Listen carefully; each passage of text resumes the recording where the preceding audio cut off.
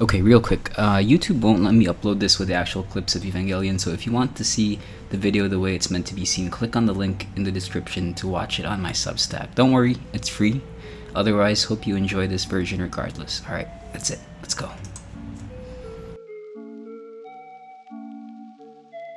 Evangelion is my favorite piece of media. Not just my favorite anime, my favorite piece of any kind of media ever. For me, it's better than Blade Runner, better than Kendrick's Good Kid Mad City, better than Succession and Chainsaw Man and the Soulsborne games. And if you know me, you know how much I love all of those things. A lot. And it's crazy to me that in another life I may never have even watched it. Before we get started, this is a spoiler warning for the entirety of Neon Genesis Evangelion and the end of Evangelion film. We won't touch on the rebuild movies here, maybe they'll be the subject of another video if I feel like doing more of this, so give me a like and a follow if you want to see more essays on stories that I love. For now, I'll just assume I'm doing this for myself.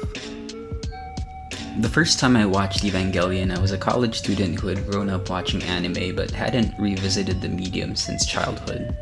So to me, and it feels stupid to say this now because it was stupid, animation was something I mostly thought of as for children. My favorite pieces of media were HBO shows like The Wire and Criterion classics like La Haine, which were very different stories to what I remember being exposed to when I was a kid watching Dragon Ball Z and Yu Yu Hakusho. That's Ghost Fighter for you fellow Filipinos who are listening. Eto na, para sa'yo! Reagan! Anong gentle? When I was in high school, my best friend lent me a copy of the 1997 adaptation of Berserk, and it opened my eyes just a bit into what I was missing, this glimpse of how the animated medium could tell a story with such excellent political intrigue and world building, and through its art could depict brutality and ugliness in a way that live action just can't, and sink itself into your heart and mind through that. A few years later though, I had forgotten about Berserk, and eventually remembered it vaguely for its brutality and shock factor more so than the things that truly made it special. Again, I was a kid, and I was dumb. I love Berserk now, and the manga is up there among my favorite stories now. Anyway, around 2012 I decided to watch Neon Genesis Evangelion. I can't remember what brought me to it, some understanding that this was a classic in the medium, and some vague hint that there was something here much more profound than the surface aesthetic of teenagers and robots fighting aliens. By almost every measure, Evangelion surpassed my expectations. No, that's an understatement. It turned my world upside down and changed how I think about art and even living as a human being. But I'm getting ahead of myself. My love for Evangelion took years to evolve to that point.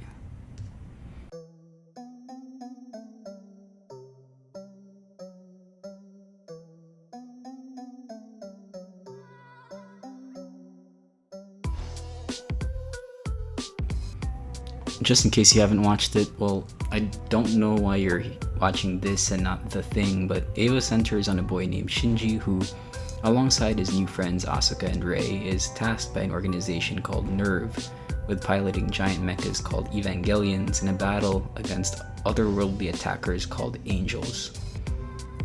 But more at its core, Eva is about Shinji and how he struggles with this responsibility and his relationships with the people around him. With Asuka, with Rei, with his guardian Misato, and his father, the head of NERV, and one of the worst dads in fiction, Gendo Ikari. That first go around, I knew it was something special even if I was just scratching the surface of understanding it. From the first two episodes, you could tell that this was something directed by a director, not some production committee trying to capture viewership and sell toys, though they did that fucking splendidly. You can almost picture Hideaki Anno standing behind the camera inside his painted world, finding just the right angle to introduce you to the setting of Tokyo 3 and the soul of Shinji Ikari in a few cuts. The way the first episode ends at just the right moment that leaves you wanting more.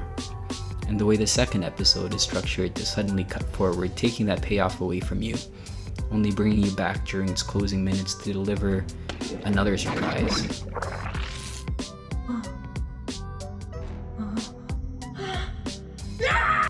Every step you take in Evangelion leaves you with the sense that there's more to this, like you're floating at the surface of the ocean and you see the outline of something underwater that doesn't quite make sense.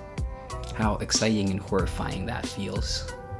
Even the Monster of the Week episodes give you either an evolution in the emotional journeys of the characters, or a taste of some puzzling lore, or an unexpected development in the politics. All of which is to say this thing is just fucking brilliantly crafted. But if you've watched Evangelion, you know that's probably not why we're here. The reason I and many Evangelion fans love it isn't because it's some product of immaculate craft. It's because of the beautiful, imperfect mess it becomes.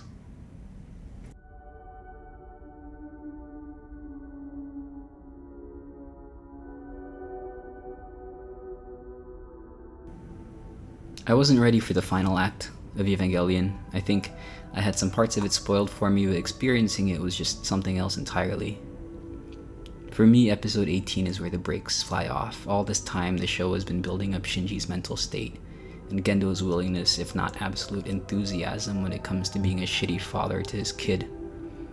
You've been teased again and again with this theme of how this work takes a toll on these child soldiers. And up to now, it hasn't really felt like the show's been pulling punches, but then suddenly Eva raises its fist and smashes right through the restraints that you didn't know were there, keeping you secure all along. Gendo overrides Eva 1 with the dummy plug, and Shinji is left to watch helplessly as his mecha brutally demolishes Eva 3 and the child pilot inside in the bloodiest way possible. At the moment, this feels like the ultimate climax of all the themes and conflicts that the show has set up all this time. Where do you even go from here? Farther. Farther and deeper and all the way to the end of the world. The final episodes of Evangelion feel like a series of nightmares. The kind you have when you're in bed and you don't want to wake up to face your life, and every time you sleep for another 30 minutes you're thrown into the world of your worst anxieties. Everyone is pushed beyond their breaking point. Asuka endures psychological torture and is a catatonic shell by the time we see her again in End of Evangelion. Rei has her humanity stripped away, and Shinji reacts to everything in the most tragically Shinji way, trying to run away, realizing he's not brave enough to do even that, and letting himself get comfortable and find love and trust in the midst of it all, then being forced to extinguish that ray of light by his own hands. All of this takes us to the end. In its final 2 episodes, the original series of Neon Genesis Evangelion throws everything out the window. And I don't just mean your expectations of where the story will go. In fact, I'd go so far as to say that the finale of Evangelion shows you that the plot, the lore, the world building, the intrigue, none of it really mattered on its own, except as vehicles to bring the characters here, to their brink, having lost everything and now puzzling through what it means to live and continue. The last 2 episodes of Eva are controversial, to put it mildly. To me, it stands as an impressive cultural moment, considering the popularity of Evangelion in the mainstream. Imagine you're growing up watching the first 2 Star Wars movies, and the final film of the trilogy comes out, and after all the build-up, what you get is a finale directed by David Lynch on the budget of a straight-to-VHS feature, featuring 80% tortured internal monologues voiced over scratch notes and sketches, and if somehow it all worked, that all of it made sense as the ending note of every brick laid out by the story before it. What kind of an experience that would have been, right? The impact it would have had on American cinema. The fact that you still see Evangelion characters all across Japan modeling the latest Uniqlo designs, I think is pretty crazy and kind of awesome considering how unhinged the original work gets.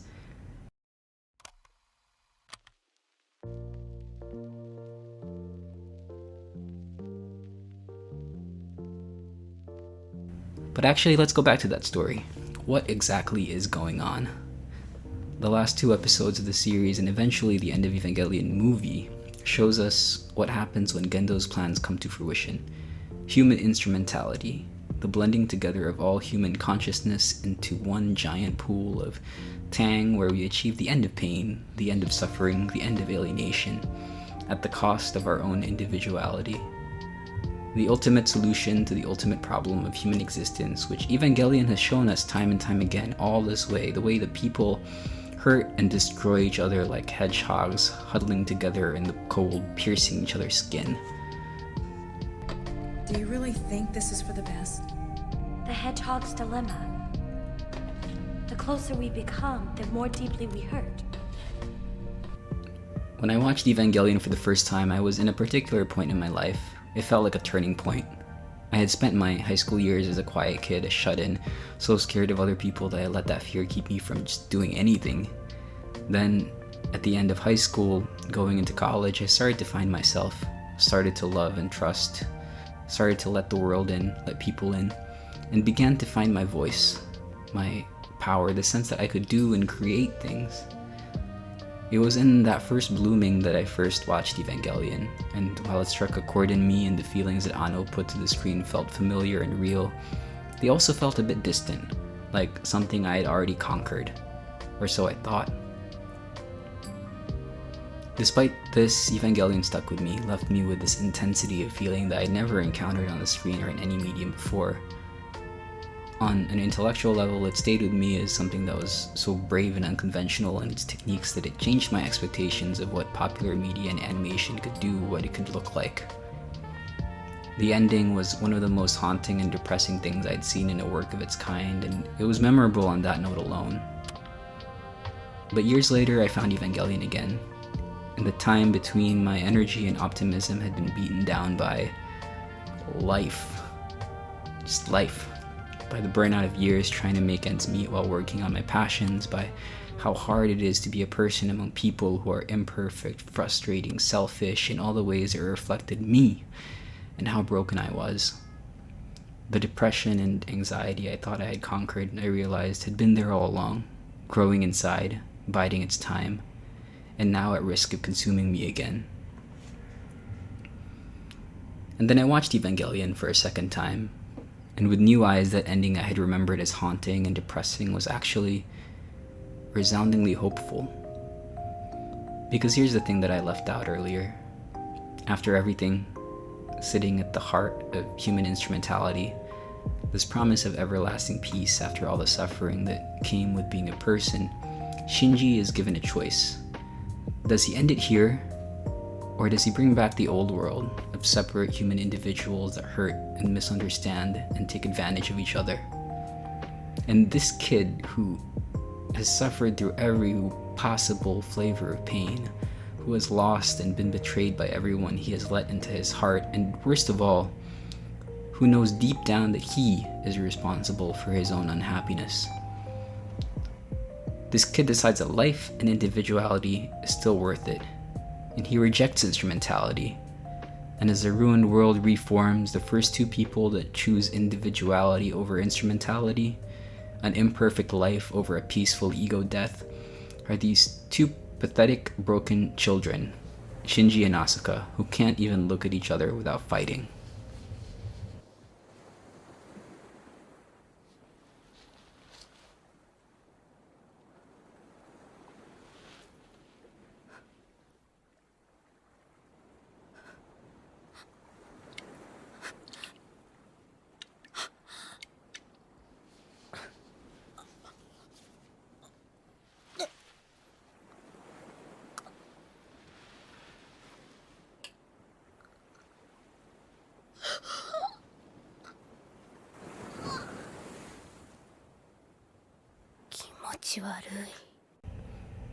How disgusting, and how beautifully fucking human.